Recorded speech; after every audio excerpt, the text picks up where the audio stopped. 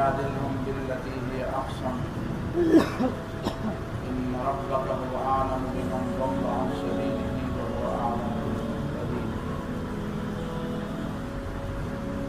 وقال تبارك وتعالى لقد جاءكم رسول من أنفسكم عزيز عليه ما عنتم حريص عليكم بالمؤمنين رؤوف رحيم صدق الله العظيم. دا مخکې مکه رسول الله صلی الله علیه وسلم یو خاص صفت یا داعی الی الله طرف ته الله بندګۍ طرف ته دعوت ورکوونکی دی. په دې خبره باندې لږه موږ خبره شوې وه او هغه خبره مخکې موضوع رسول الله صلی الله علیه وسلم ډېر حیثیتونه جامع الکمالات د انسان په ژوند کې څومره شعبې دي د هغې ټولو شعبو په حواله باندې د نبي علیه الصلاة والسلام په ژوند کې یو نمونه ده. یو سړی وایي زه پلار یم او بچي م د پیغمبر په ژوند کې زما دپاره څه نمونه ده د هغه دپاره هم نمونه شته. یو سړی د یوې ښځې خاوند دی نو د هغه دپاره هم نمونه ده د پیغمبر علیه السلام بیبیانې لري. یو ګاونډي وایي د خپل ګاونډي سره به څنګه سلوک کوم د پیغمبر علیه السلام په ژوند کې زما دپاره څه نمونه ده. نبی علیه السلام ګاونډ دی په غریبۍ کې به څه صورتحال وي. نبي علیه السلام باندې غربت هم تېر شوی دشمن در باندې ډېر د چار چاپېره نه او په یو ډېر لوی مصیبت کې او په ډېر لوی تکلیف کې دننه ګیرې او د هر طرف نه در باندې د دشمنانو یرغماري بیا به څه کوي. دا صورت کې نبي علیه السلام باندې دا حالت هم تېر شوی دی خندق کې هغې کې هم نمونه ده نبي علیه السلام دپاره. جنگ کې به څه کوي دشمن سره او د خلکو سره مذاکرات کې او صلح کې او معاهدې کې نو هغه وخت کې به څه کوي حکمران شي حکومت دې په لاس کې راشي بیا به څه کوي پیغمبر نمونه څه ده د ژوند د حکمران دپاره د پیغمبر په ژوند کې څه ده نبي علیه السلام په ژوند کې نمونه شته. نبي علیه السلام حکمران هم پاتې شوی دی. بایکاټ هم ورسره خلکو کړی دی. 3 کاله په شیعه ابي طالب کې محصول چا ورسره خرڅول او نه کول. په جنګ کې داسې حالت هم راغلی دی چې دشمنانو دې ته شکست وی اگر دې ته ورته شکست نه وی نو حق کې چې داسې وشو دا شکست خو نه و او په هغې باندې لږ خبره شوې وه بیا به پرې خبره وکړو چې فتح بیا ومومې نو بیا به څنګه چل کې د فاتح په شانتې په یوه قوم کې په یوه علاقه کې په یو وطن کې ننوځې نو څنګه صورتحال وي دوستانو سره به څه فیصلې به څنګه کې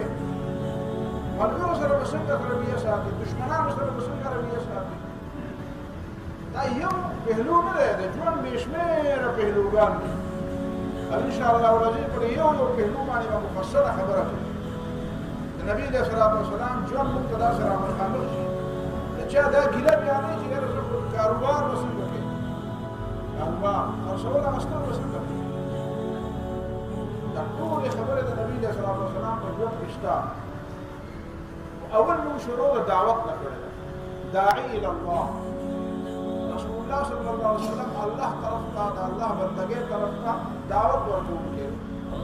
د داعي الی الله څه حیثیت دی د داعي الی الله دپاره د نبي علیه السلام په ژوند کې څه نمونه ده داعي به څنګه دعوت ورکوي. دا نن چې ما 2 آیاتونه ولوستل دې کې د رسول الله صلی الله علیه وسلم د دې حیثیت تفصیلات ادع الى سبيل ربك بالحكمة والموعظة الحسنة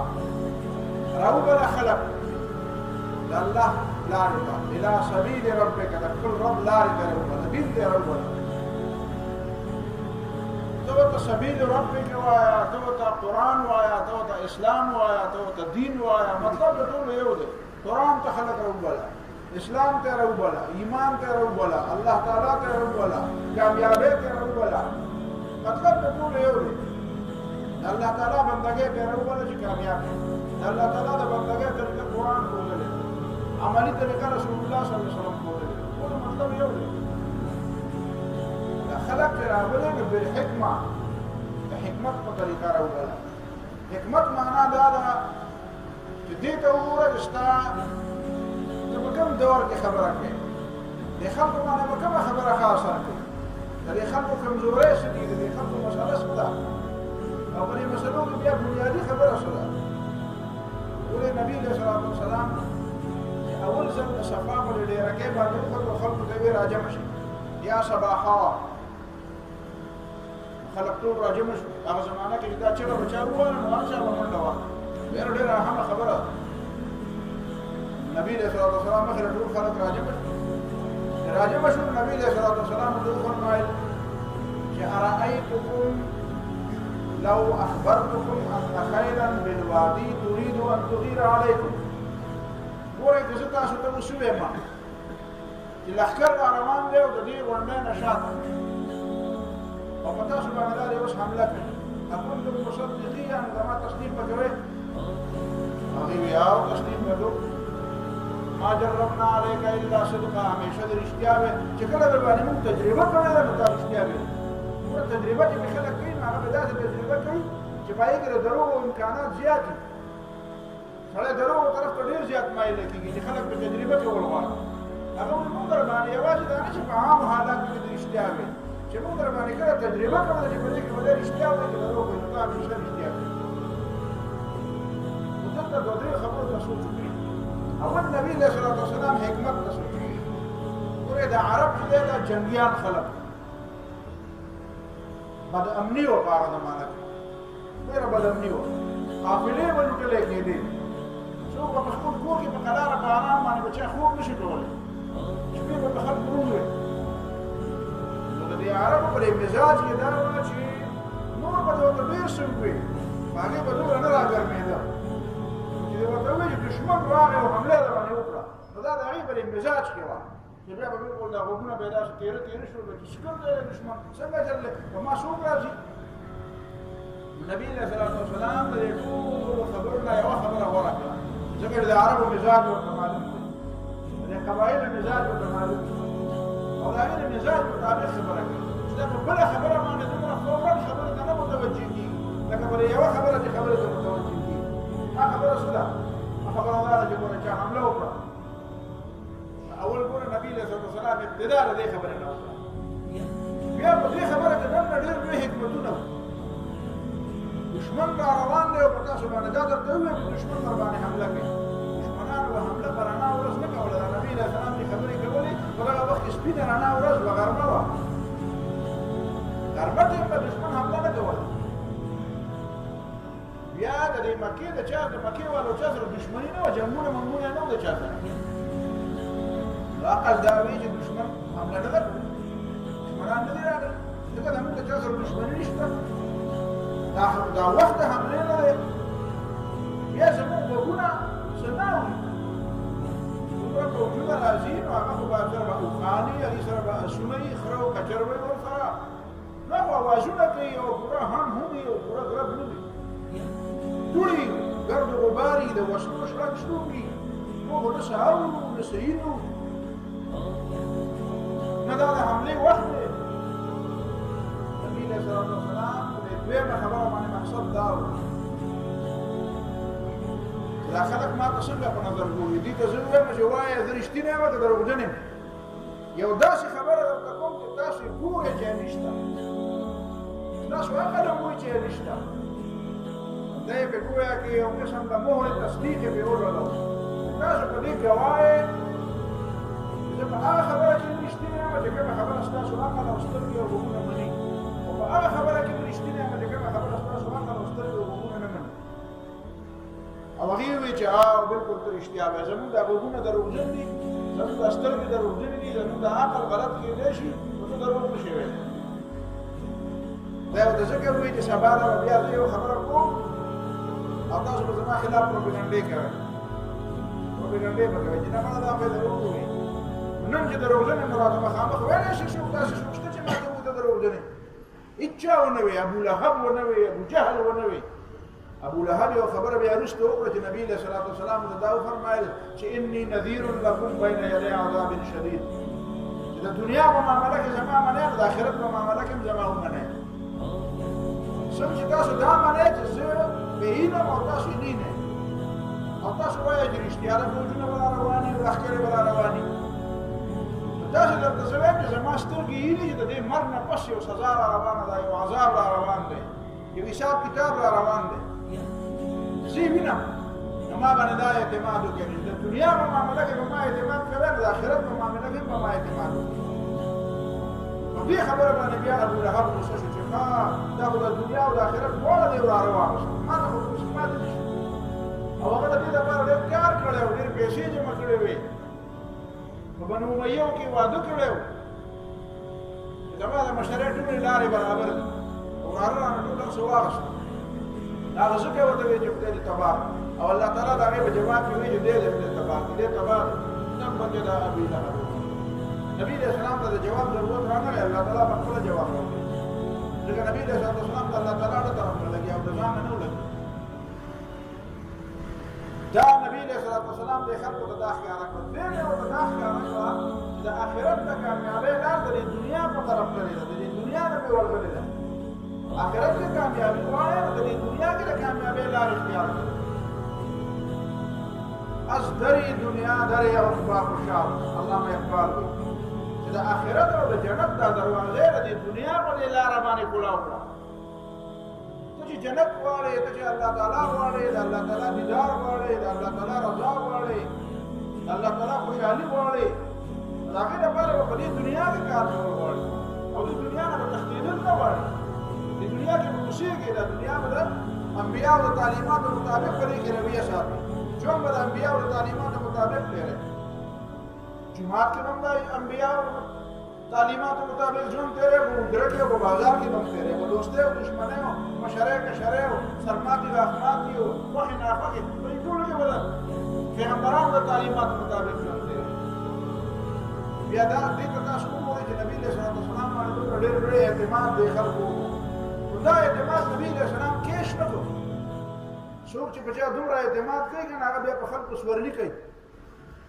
هغه ته بیا د عوامو او د خلکو ته بیا څاروي او ځناور ښکاري بیا وایي زموږ دا نه پوهېږي د دې په ریسټونو سورلي کوه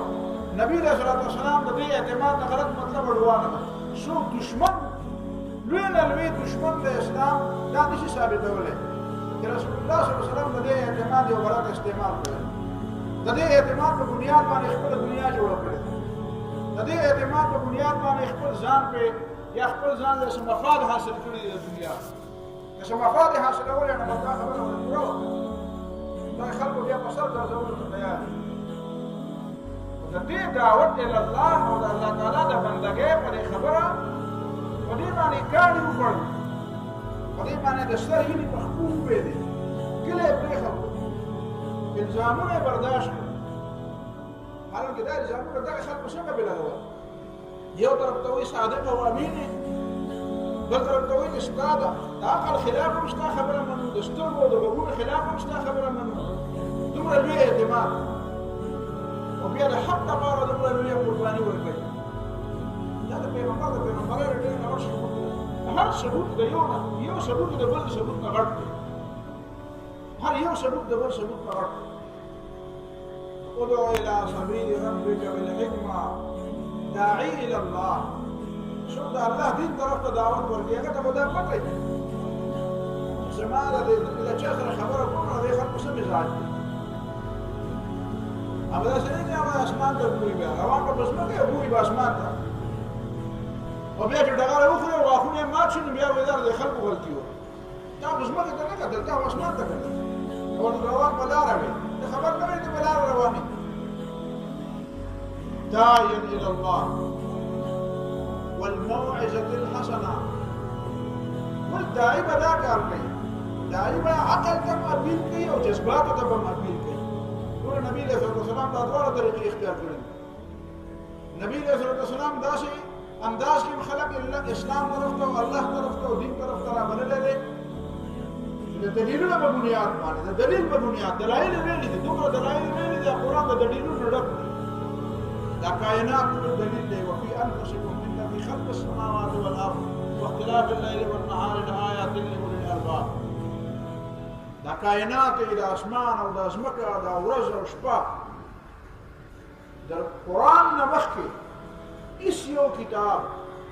د ورځې او د شپې دا تغیر او دا یو بل سره راتلل او د یو بل د ورځ رڼا ده او شپه توره ده، ورځ مخکې ده او شپه ورپسې ده، شپه مخکې ده او ورځ ورپسې ده، یو په بل پسې راځي. دا وختونه واقم الصلاة طرفي النهار وزلفا من الليل، د ورځې طرفونه د شپې طرفونه. فسبح بحمد ربك قبل طلوع الشمس وقبل غروبها. د الله تعالی پاکي بیانوه د نور د ختونه مخکې، د نور د پریوتونه مخکې. ولهم رزقهم فيها غدوا وعشيا. د سحر ذکر کوي، د ماښام ذکر کوي، د مازدیګر ذکر کوي، د ماسخوتن ذکر کوي. شپه پخه شي، شپه راغله، نور واورېد، نور راغی، نور راوچت شو، نور راوخته. د دې یو یو لمحې تذکره ده. دا پنځه منځونه دا د وختونو تبدیلۍ. د دنیا هېڅ کتاب د قرآن نه مخکې د وختونو دې تبدیلۍ ته دا هر څه بدلېږي، مسلسل هر څه بدلېږي. انسان ته وایي خلقكم من ضعف ثم جعل من بعد ضعف قوة ثم جعل من بعد قوة ضعفا وشيبا. الله تعالی د کمزورۍ نه پیدا کړي ماشومان وي. اذ انتم اجنة في بطون امهاتكم. تاسو کله د میندو په خېټو کې وئ، ماشومان دنیا ته راغلي نه وئ، بیا په هغې نه مخکې مرحلې. ثم خلقنا العلقة مضغة فخلقنا المضغة عظاما فكسونا العظام لحما ثم انشأناه خلقا آخر. اول ساس کې بیا د هغې نه پس غوښه، بیا په هډوکي راشي، بیا د هغې نه پس په دې هډوکي باندې غوښه راشي، بیا د هغې نه پس الله تعالی پکې روح واچوي، بیا د هغې نه بعد ملایک راځي وایي څه ولیکو، بیا د هغې نه پس ثم السبيل يسره بیا دنیا ته راشي. ثم انشأناه خلقا آخر. دا مرحلې ګوره د یوې یوې باندې انسان د اول نه خاورې نه مې پیدا کړي. ولقد خلقنا الانسان من سلالة من طين ثم جعل نسله. نو بیا د هغې ورپسې ګوره خاورې نه مې پیدا کړي. آدم علیه الصلاة والسلام خلقه من تراب ثم قال له كن فيكون. خاورې نه پیدا کړه، بیا مې اوجد شه، بیا پاسه روح یې پکې واچوه. بیا په جنت کې پیدا کړې، په جنت کې د خاورې د ځمکې د خاورې نه پیدا. یعنې دا دومره مرحلې د انسان په ژوند کې تېرې شوي دي او را روانې دي، چې دا یوه یوه مرحله درته وایي. په تا کومې مرحلې راغلې، کوم ځای نه کوم ځای ته راغلې. اولم ير الانسان انا خلقناه من نطفة فاذا هو خصيم مبين. د اوبو نه مې پیدا کړی او بیا زما په مخ کې نیغې نیغې ویله. خدای پاک وایي دې ته نه ګورې. وضرب لنا مثلا ونسي خلقه. زما دپاره مثالونه بیانوي او ځان ته نه یې ویلې د څه نه پیدا یم. قال من يحيي العظام وهي رميم. چې دا هډوکي زاړه شي بیا بیا څوک را ژوندي کوي. قل يحييها الذي انشاها اول مره. وایي دا اول چا پیدا کړي. تاسو دې ته اندازه لګوئ د دنیا په یو کتاب کې دا خبره نشته د قرآن نه بغیر. د انسان دا کومې مرحلې، دا کوم لکه چې نو رسندو. هل اتى على الانسان حين من الدهر لم يكن شيئا مذكورا. هیڅ نه و، قابل ذکر ورونه. بیا د هغې نه بعد را میدان وځي، بیا د هغه مرحلې بیا راغلې، بیا د اسمان د ځمکې ته راوځي، بیا په دې ځمکه کې د هغه یو نسل یې وچلو، بیا غلی د ځمکه، د اسمان، دا موسمونه، دا وختونه، دا ګرمي، دا یخني، د دې هر یو څیز په قرآن کې تذکره ده. بیا د انسان د چارچاپېره دا ځمکه، دا ونې، دا بوټي. دا قرآن څنګه وایي انظروا الى ثمره اذا اثمر وينعه. ګورئ کنه دا ونې څنګه بوټي، دا ونې څنګه تازه کېږي، باران پرې وشي، دا ونې را تازه شي، بیا پاڼې وکړي، بیا ګلونه وکړي، بیا د هغې میوې راشي. انظروا الى ثمره. دا مزېداره منظر دی. انظروا ورته ګورئ کنه، خوند دی علی، یوازې خوند دی مالی، عبرت دی والی. انظروا الى ثمره اذا اثمر وينعه. بیا ګورئ کنه د دې د پخېدو ته ګورئ، څنګه پخېږي. اول کچۍ وړۍ، بیا ورو ورو پکې رس پیدا کېږي، بیا غټېږي، بیا خپل رنګ رالي، بیا دا ستا په پلیټ کې ستا مخې ته پرته وي. ان فی ذلک لآیات لأولی الالباب. لیکن ګوره دا نبي علیه السلام دا قرآن دا دلیلونه ویلي دي. چا کې چې عقل وي، د چا په سر کې چې مازغه وي، د چا عقل چې ځناور وي، شیطان سره ور چرته نه بوتله په دې مضمون کې ا دې دلایل ته ګوري نه په دې پوېږي چې دا ادعو الى سبيل ربك بالحكمه دا په حکمت شامل علم خبره وتوقع کوم خلک په خبره پوېږي هغه دې تروبله والموعظه الحسنه او دا نرمي خبره وتوقع نرمي خبره چې هغه زړه نرمي ور نبی صلی الله علیه وسلم دام کړی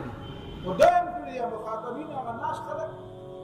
اي ډېر زیات خياران او ډېر جهان دي دا ډېر پوهه خلک او بالکل سادهګان خلک بالکل ساده د دنیا نه خبر دا چې خلک هم کوي دی وته والموعظه الحسنه دا چې خبره متوقع جزونه نرم شي جزونه نرم یا نبی صلی الله علیه وسلم چې دا چې خبره کړې دي کنه لو تعلمون ما اعلم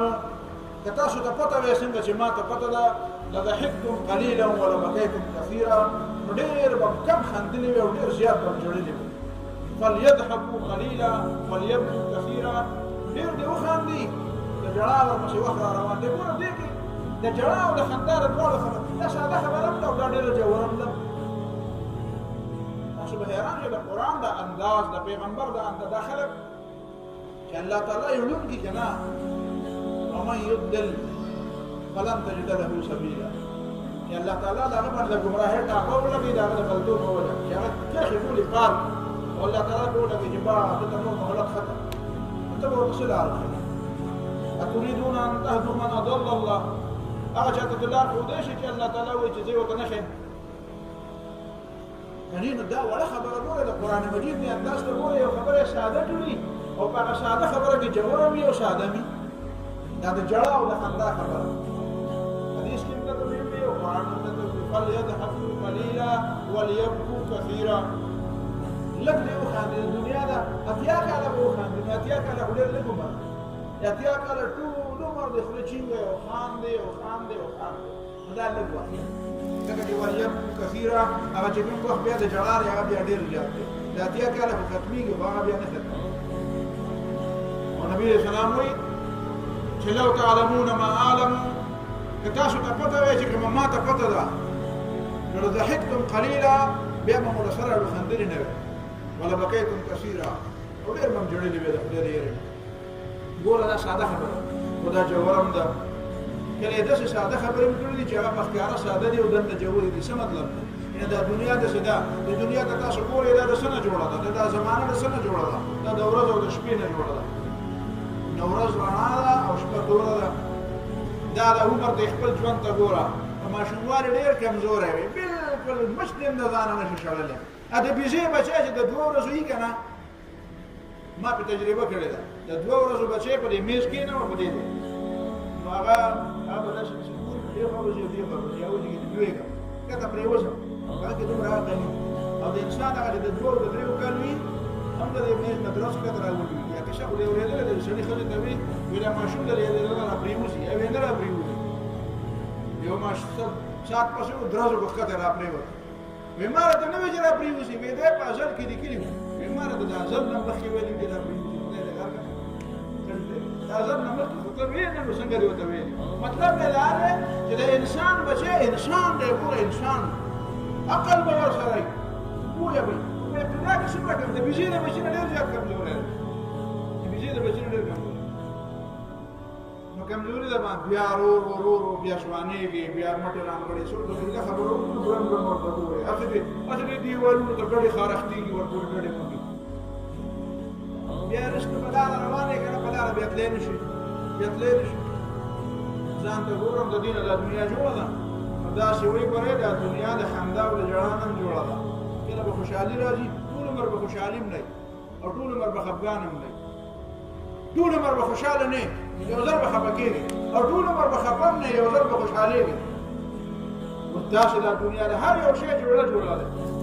د دې دنیا یو بله جوړه ده دا خبره پکې ژوروالی دا دی چې ګوره دلته ډېر خاندي نو بیا به وروسته ډېر ژاړي دا ماشومان چې به موږ پخوا ماشومان په خپله مو واړه دا کشران مونه خویندې چې به مې که نه دا به م خندول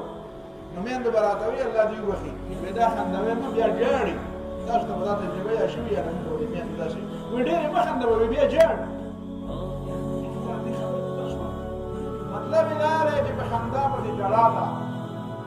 خندا او جړا دواړه د یو بل سره غم او خاطر دواړه د یو بل سره دي اوس تا هغه په دنیا کې ډېر خام دی او ډېرې خوشحالۍ په دنیا کې غواړي چې خدای پاک ربنا عجل لنا قطنا قبل يوم الحساب خدای زما چې حساب کتاب کېږي ما یې بدلته را ایو ویلو که نه وایي ته چې وایې چې په آخرت کې داسې ګوري او داسې او ما یې دلته راکړې کني نه هلته مې پکار دی نه مې یادېږي وایي ما یې دلته را یا بېوقوفه بېوقوفتوبه به انتها ده دا څنګه کېدی شي چې د آخرت هغه خوشحالۍ تاله په دنیا کې میلاو شي دا څنګه کېدی شي که دې ته ګورې نه د دنیا دا لمن ډېره زیاته تنګه ده ته به دلته خام دی ډېر نو بیا به پرې ډېر ژاړې او که دلته ډېر وژړل نو په ژړا پسې بیا خندا ده نو بیا به هلته خام یو عالم دین دی اوس دې وخت کې ما نوم هېر دی پخوا خامې چېرته نشته هغه قسم خوړلی و خلکو ته وایي زه به تر هغه پورې نه خاندم چې څوک پورې ما ته دا پته نه لګېږي زه جهنمي مګې جنتي او د ژوندکدل په وخت کې هغه وخاندل ژوندکدل په وخت کې وخاندل هغه چې مړ شو خلکو کتل چې خاندي مړ وخت وخاندل خلکو کتل چې دی ژوندکدل په وخت کې خاندل خپل قسم پوره فليضحكوا قليلا وليبكوا دا موعظه حسنه خلکو ته یې وګورئ خندا او ژړا دواړه شته اوس تا هغه ډېر خندل غواړي که ډېر ژړل غواړي که ډېر ژړل غواړي نو بس خانده بیا خانده څه مطلب دی چې چا څه ویل ته هغسې وایه قرآن کې وایي که نه جهنمیان الله تعالی تپوس کوي دعوت دی دا پویول ما سلککم فی سقر د دوزخ ته ولې راغلل قالوا لم نکن من المصلین وایي مونځ نه کوو ولم نکن نطعم المسکین د غریب ډوډۍ هم نه ورکولم وکنا نخوض مع الخائضین چې چا به څه وي مونږ به هغه وینو مونږ د هرې غلې د هرې کټوۍ سمسې خو چې په کوم مجلس کې به چا څه خبره کوله مونږ به پکې ها په ها ملاوه زموږ خپله څه نظریه خو نه وه زموږ خپل څه فکر نه و خو د چا څه وي مونږ ورپسې غاړه وړه وکنا نکذب بیوم الدین چې چا به وي قیامت مونږ به وي نشته ولاړه خبرې دي مزې کوي دنیا ده یو ځل وارم راغلی نمبر هم راغلی داسې به ژړا ژړا کوي په چا په دغه کې مه تېروئ عیش وکړئ انجوی کړئ انجوی کړئ مزید دیوالی حتی اتانا الیقین مرګ راغی فما لنا من شافعین ولا صدیق حمیم اوس نه څوک سپاره شي شته او نه دوست ته څوک خلاص وي دا ژړا او دا خندا دا به موعظة حسنه وجادلهم بالتي هي احسن بحث کوه خلک به دلایل وایي خلک به بحثونه کوي تم بحث کوه خو په بحث کې د ټولو نه ښه خبره ګوره په هغه طریقه بحث کوه مخاطب پې پوه شي یوازې پړ ور مه کوه سړی پړ کړي کله کله داسې وشي کله کله داسې وشي نبي علیه السلام داسې کړي دي چې کوم سړی به ځان پوهوي دا به یې پوهوي خو چې کوم سړي به خامخا خپل څه به یې د پاسه کوو او خپله خبره به یې خامخا د پاسه کوله نبي هغه ته نبي علیه السلام داسې زبردست جواب ورکړی دی یو ځل یهودیانو ته ویلي دي وایي اخسئوا یا اخوة القردة والخنازیر د شادوګانو د خنزیرانو بچو مه خوښوئ دا ولې دی او د ځکه ویلي دي چې هغه په خبره نه پوهېده یو ځل بل ځل بل ځل بل ځل نو هغه پوه شو نبي علیه السلام په دې نتیجه ورسېده دا د پیغمبرانو طریقه ده په دې دعوت کې به هم په دې طریقه ځان پوهېږي چې کوم خلک ځان پوهېول غواړي نو چې سل زره رانه تپوس کوي که نه ورته جواب ورکوه ځکه چې ځان پوهېول غواړي هغه به رټې نه واما السائل فلا تنهر هغه رټې نه خو چې کوم سړی په دې پوهېږي چې تا به عزت کول غواړي او خامخا د اسلام باندې اعتراض نو بیا به هغه داسې جواب ورکوي پر ابراهیم علیه السلام هم داعي دی که نه بادشاه له دعوت ورکړه نمرود سره بحث کړ ان آتاه الله الملک او پای کې نشه وده چې الله پاک له حکومت ورکړو اذ قال ابراهیم ان الله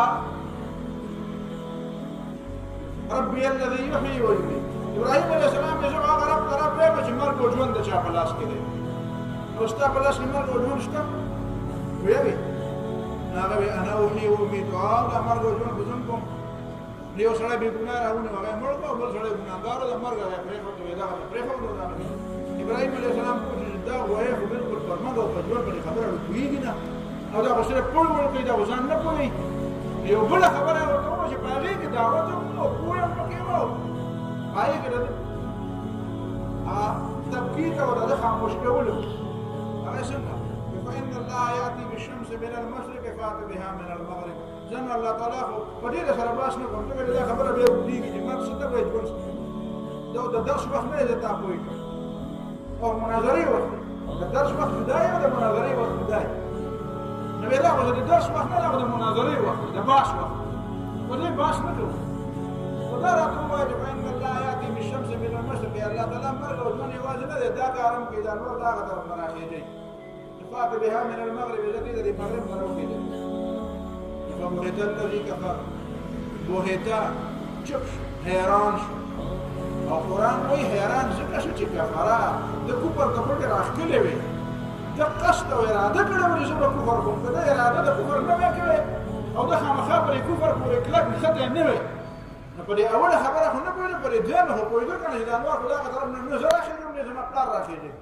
ځینو خلکو په دې کتابونو کې لیکلي دي وایي که ده اوس ابراهیم علیه السلام ته ویلې وې چې دا خو زما دا زه دغه طرف نه راخېږم نو کېږه دې بل طرف نه راوخېږم نو بیا به یې څه ویل نو دا ډېر د سادهتوب خبره کړې ده دا خو ډېر د سادهتوب خبره کړې چې دا زه راخېږم بیا به د ابراهیم علیه السلام چې دې دغه طرف نه راخېږولې چې ته کېږه دې بل طرف نه راوخېږم دا دواړه کاره ته کولی شي پوهېږه مناظره کې خلک هر څه کوي خبره د هغه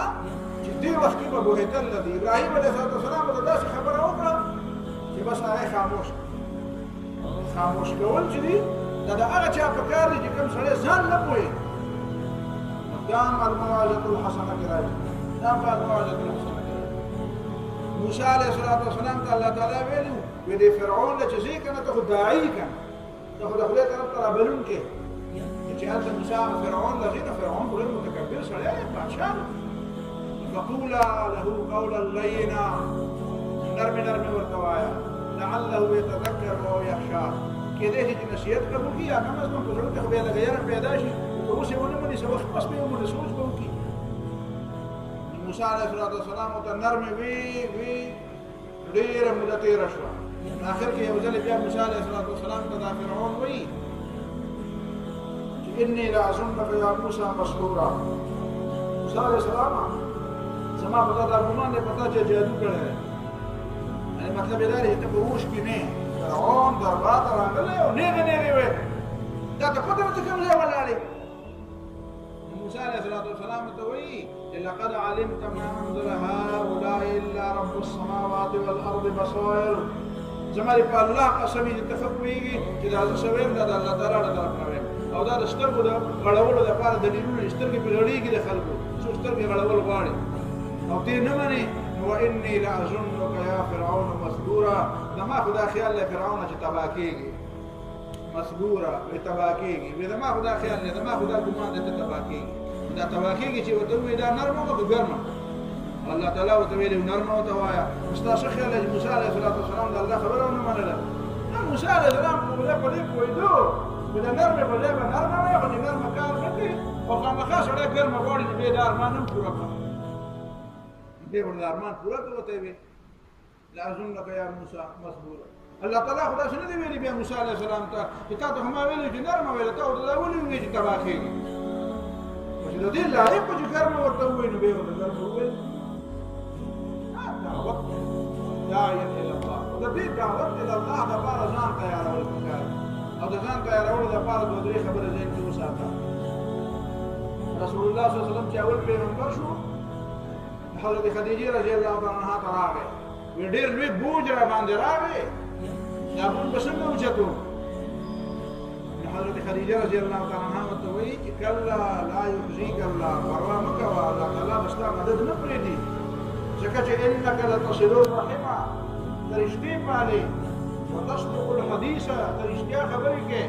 وتحمل الکله ته د خلکو بوجونه وړې وتکسب المعدومه ته د بېوسو خلکو دپاره ګټه کوې یوازې ځان له ګټه نه کوې وتقري الضيف ته مېلمنو له مېلمستیا ورکوې وتعین علی نوائب الحق او ته د دې باوجود چې په حق ملګرتیا کې سخت دي خو د هغې باوجود هم ته د حق دپاره ودرېږې چې کومه خبره ته حق ښکاره شي د هغې دپاره قرباني کوې اما په ځان کې به دا څلور پنځه صفتونه را پیدا کوې بیا به ته الداعي الله جوړېږي دا بنیادي اخلاقیات دي بنیادي اخلاقیات په ځان کې را پیدا کوي چا کې چې دا بنیادي اخلاقیات نه هغه داعي الله نشي جوړېدلی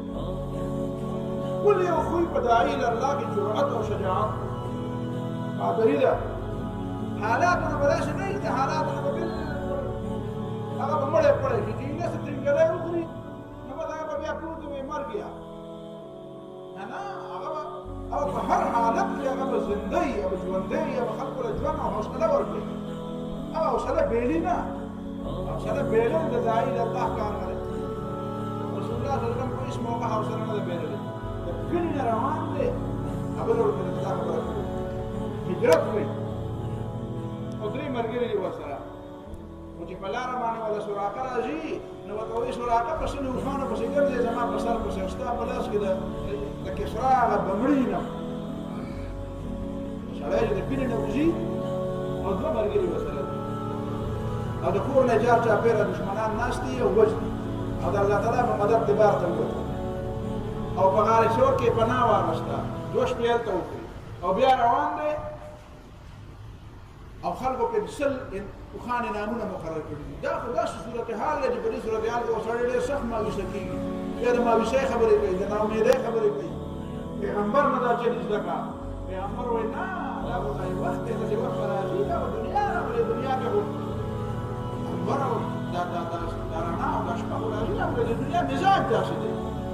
د دنیا دا مزاج ده دا دنیا جوړه کړې الله تعالی دا مصیبتونه چې موږ ته مصیبتونه وایو دې مصیبتونه څه قسمونه دي یو قسم مصیبتونه هغه دي چې هغه د دنیا مزاج دی نیچر لکه دا ورځ او شپه دا د دنیا مزاج دی څنګه چې ورځې نو الله تعالی خوشاله وي او چې شپه نو الله تعالی خفه وي یا چې الله تعالی خوشاله شي نو قدر راولي او چې شپه شي چې خفه شي نو تیاره راولي نه داسې خبره خو نه ده والله تعالی دا دنیا جوړه کړې داسې ده چې کله به ورځې کله به شپه کله به غمي کله به ښادي کله به خوشحالي کله به خفګاني کله به ګټئ کله به بېلادي د دې خو دا مطلب نه دی چې دا یو څه سزا ده دا مصیبتونه دې باندې ځان مریانه نیول نه دي پکار دا خو دا د ژوند مسله ده ژوند دی کله به ګټې کله به بېلې کله به تکلیف راشي کله به ارام خوشحالي راشي نبي علیه السلام روان دی د کلي نه خو حوصله یې دومره بلنده ده چې وایي په روم او په ایران باندې به زما قبضه راځي او زما امت او د هغه بس د هغه تاج به زما د یو عام ملګري کې بلکل یعنې په هغه دا سراقه بن مالک دی یو دیهاتي سړی دی یو بانډچی دی قد نه ډېر مضبوط دی حتم واقع دی چې هغه د هغه جوړه په ده باندې برابر وه دغه کسرا هغه جوړه په ده برابر وه او دا یو بلکل یعنې حضرت عمر په خپله په سر نه کړی زه په داسې یو باید دا هم د هغه تاج توحید یو قسم ده پیغمبر علیه السلام ته یوازې دا نه چې د کسرا تاج به زما په لاس کې راشي د کسرا بنګړي به زما د امت په لاس کې راشي د کسرا جوړه به زما د امت په لاس بلکې دا به ما ته داسې ښکاري دا به د دې به سپکوالی کېږي دا به داسې د عزتمن شی نه وي دا به زما په ملګرو کې هغه کس چې د ټولو ملګرو کې د ټولو نه ډېر زیات د مرتبې په لحاظ صحابه او زمونږ خو د مرتبې په لحاظ سره غټ دي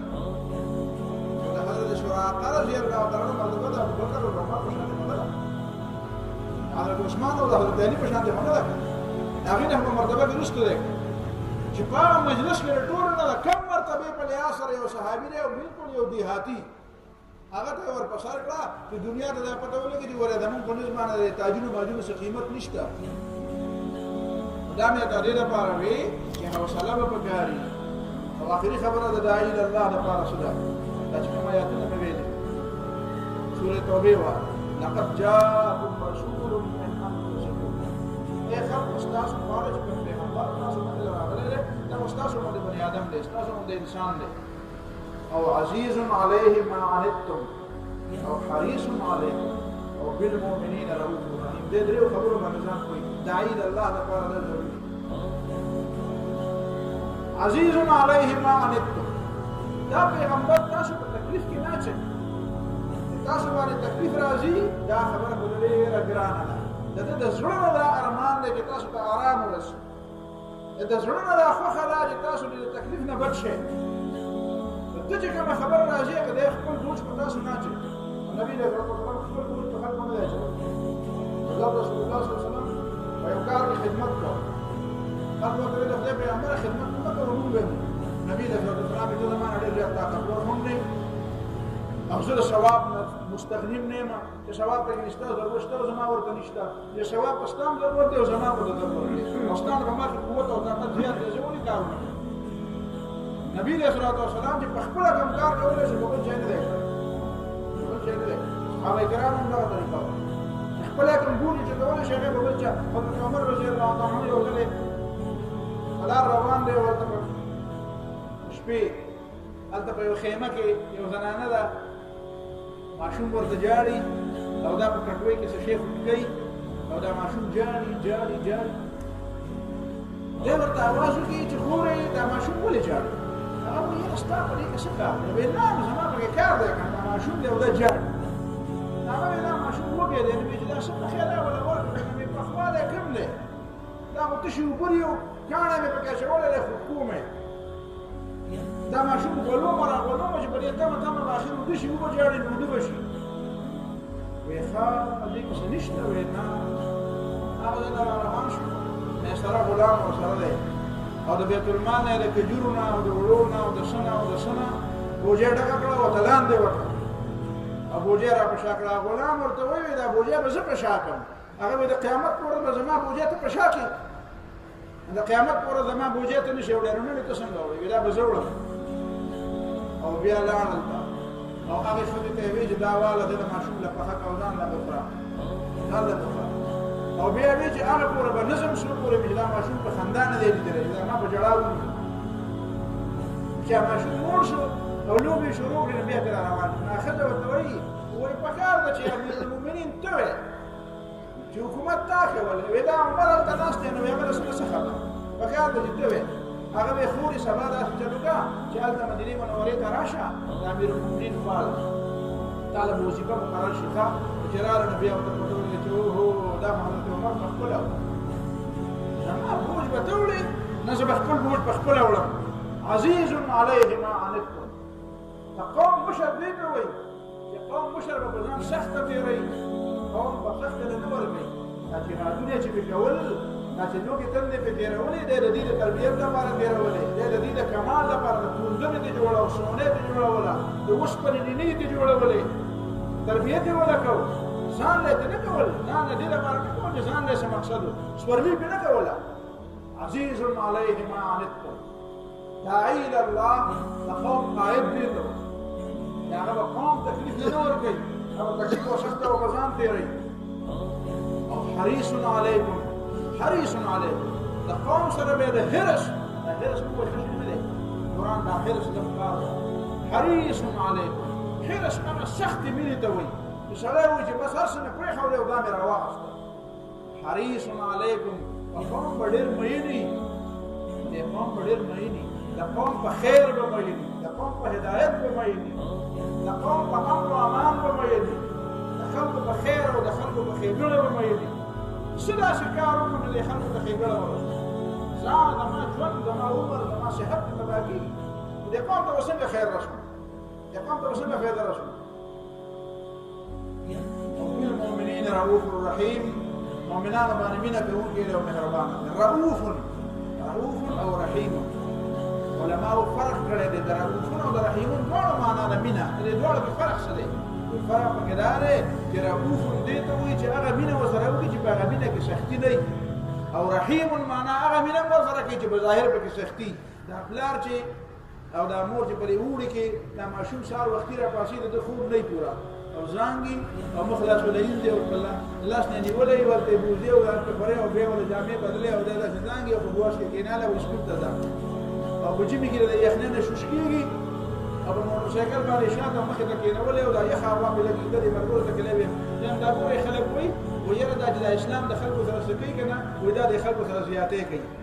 دا چې جهاد ورته وایي دا چې قرباني ورته وایي دا چې سخت ورته وایي صرف دې پلار ته وګورئ دا ماشوم چې دا ورکوټه د سلو کالو ماشوم پرې یخنۍ کې په دې موټر سایکل کېنولې دی دا شوشکیږي او دا شونډې وچې دي دا شونډې شنې شوي دي دا پلار د دې بچي دښمن دی دې ته وایي رحیم دې ته رحم وایي رحم معنا دا ده چې هغه زړه سواندی هغه مینه چې هغه مینه په ظاهر متکلیف به هغه پلار یې په دې پوهېږي او مور یې په دې پوهېږي چې دا که داسې پاکې زموږ مور د خدای وبخي هغې به دا خبرې کوي ساده ښځه به الله دې وبخي هغې به وایي دا په دې غرمو چې ایوې کوي که نه دا د مور نازمینان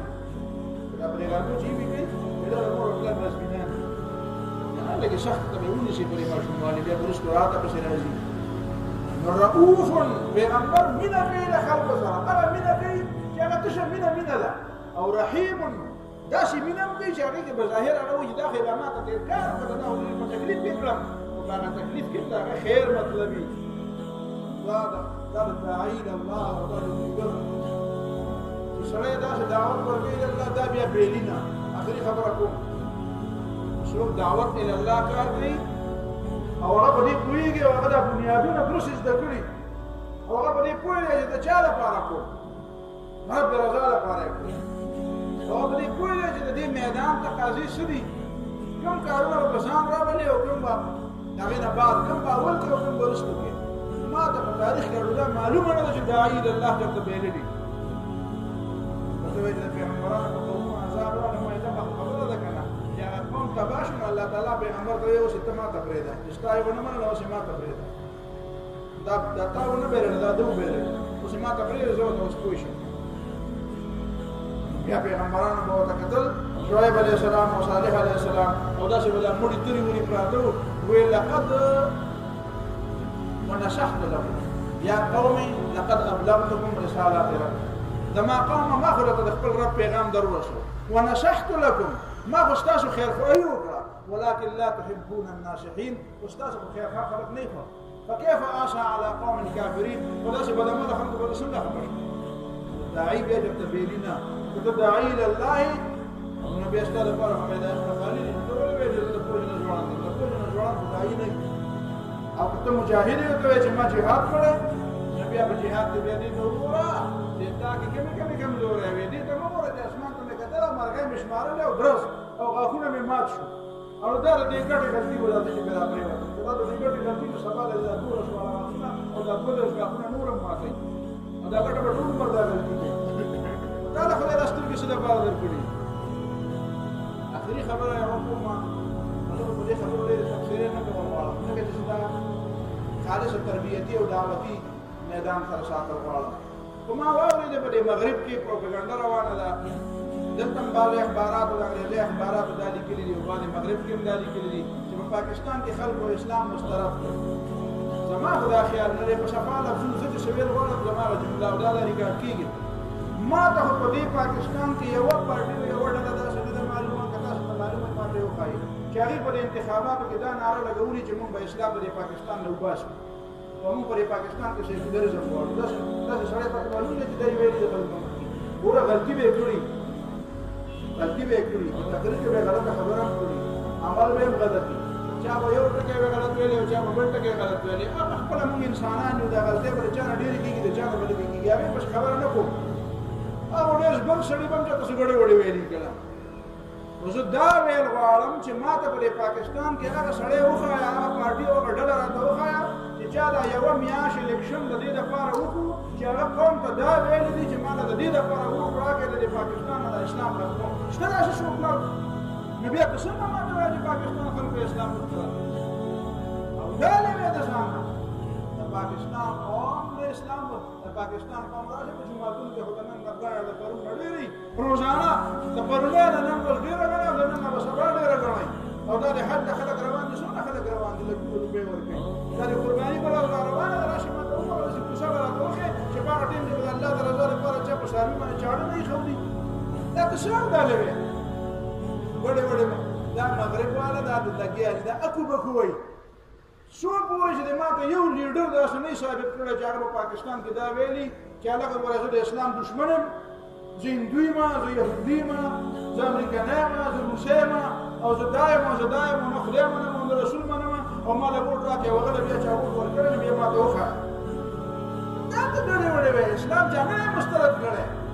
دا ټول مسلمانان دی یو به ګناهګار یي بل ګناهګاران هم یو ډېر ګناهګار یي بل به کم ګناهګار یي خو مغرب دی په دې نه خوشحالېږي اسلام غلبه ده اسلام غلبې طرف ته روان دی دا غلطي زما ده چې ما خلک په اسلام نه دي پوه کړي یو ځای کې روان وم یو ځای کې پولیس والا داسې څه معمولي خبره باندې یو ډېر چر شو زما هغه ملګري ما ته په غوږ کې وویل وایي دا د ده غلطي نه ده دا غلطي زموږ ستا ده ما زموږ څه غلطي ده وایي زموږ غلطي دا ده چې موږ خلک پوه کړي نه دي ما دا خبره به ټیک کړه دا زموږ غلطي ده چې موږ خلک نه دي پوه کړي اویا کاله وشو موږ په اسلام څوک پوه نه کړو اویا کاله وشو موږ کردار خلکو ته پېش نه کړو چې زه خلکو ته کردار پېش نه کړم نو تاسو ته عجبه لکه د کټوې کې راشه دا قوم او زما کردار د اسلام مطابق نه وي خلک به مخکې ولاړ یم د اسلام خبره کوم خلک نه خوښه بیا ارګو به کوم ولې دا خلک ړانده دي دا زما غلطي ده دا زما درونو غلطي ده دا زموږ غوندې خلکو غلطي ده چې موږ خلک په اسلام پوه نه کړو راځئ د دنیا کې څو پورې ژوندي یو دا مهلت نه دی ختم راځئ بیا به خپلو غلطو سوچ کوو راځئ د دې نه بیا یو قصد کوو بیا یو اراده کوو د الله نه معافي غواړو توبه وباسو راځئ اسلام سره دوکه نه کوو قوم سره هم دوکه نه کوو د اسلام غلطه معنا نه کوي خلکو اسلام خرڅون نه اسلام کشکون نه د اسلام په سر باندې سورلین په چا نه کوو د اسلام د دنیا د مفاد لپاره هم نه استعمالوو راځئ د اسلام صحیح خادمان جوړېږي هغه ترکي دی چې بربنډ به پکې خلک ګرځېده او الله اکبر پکې پابندي وه ته اوس لګیا یې ماشومان د سهار په لمانځه کې دومره یي دومره یي سپین ږیري نه دا ماشومان څومره د سهار په لمانځه کې هغه ترکي چې هغه په بازارونو کې به د الله په نوم باندې څنګه په جمعه کې هم د الله په نوم پابندي وه د هغې بازارونو او د هغې په کوڅو کې د الله اکبر ولله الحمد نارې لګولې کېږي ته څه ګڼې وړې وې دنیا اسلام نه ده دنیا عیسائیت مسترد کړی دنیا یهودیت مسترد کړی دنیا سوشلیزم او کمیونیزم مسترد کړی دنیا کفر مسترد کړی دنیا اسلام طرف ته روانه ده پاکستان کې داسې څوک نشته دی چې هغه دا وایي د کفر دپاره مال او نه چا کفر دپاره ووټ ورکړی دا تاسو کومې خبرې کوې دا خلکو ته دا خبره پیغام ورسوي دا یو تپوس دی وکړه چې څوک د اسلام خلکو ورته وایي کوم یو لیډر و چې هغه ویلي چې هغه مال د کفر دپاره وکړه ما ته خو لیډر نه دی معلوم که تاسو ته معلوم وي ما ته وښایه واخر دعوانا